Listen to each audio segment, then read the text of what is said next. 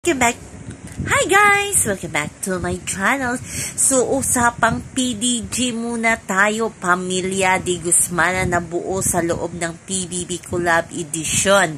Ito ay binubuo ni Clarice de Guzman, Snur, Will Ashley, Mika Salamanca at Shubi Itrata. At ito na nga, surprise nila ang kanilang mom, ang kanilang mami na si Clarice de Guzman sa bahay nito kasi birthday niya.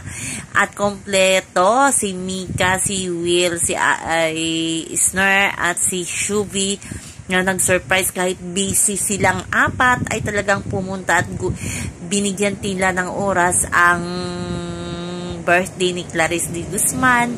Midnight pa lang ata umaga kasi si Snur diretso ng airport pagkatapos ni na Clarice de Guzman kasi may Jensen silang dalawa ni Bianca de Vera. So nandoon sila lahat.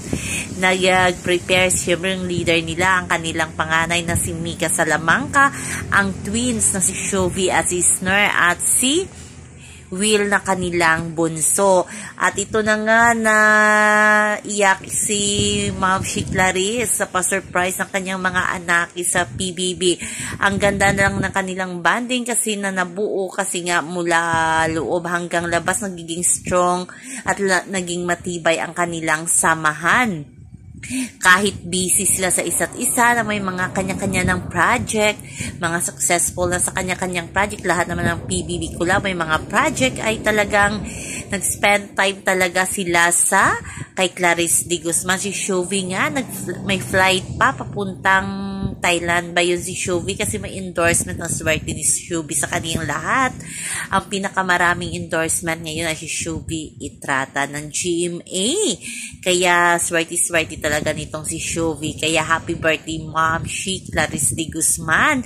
Happy din ang nanay ni Clarice na nagkaroon siya pa, nagdumagdag pa ng 4 na anak ang kanya sa kanyang bahay, di ba?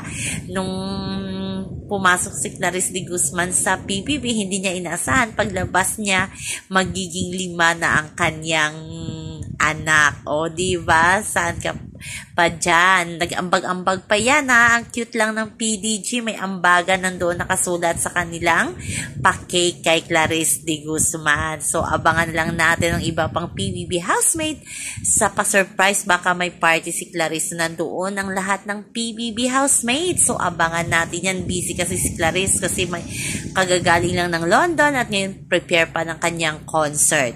So, lamang po guys ang ating update sa ngayon hanggang sa muli. Bye-bye! Always remember, wag po tayong magpaka-stress. Please like, share, and subscribe my channel para ma-update kayo sa mga bago kong upload. Bye-bye you! Chill lang!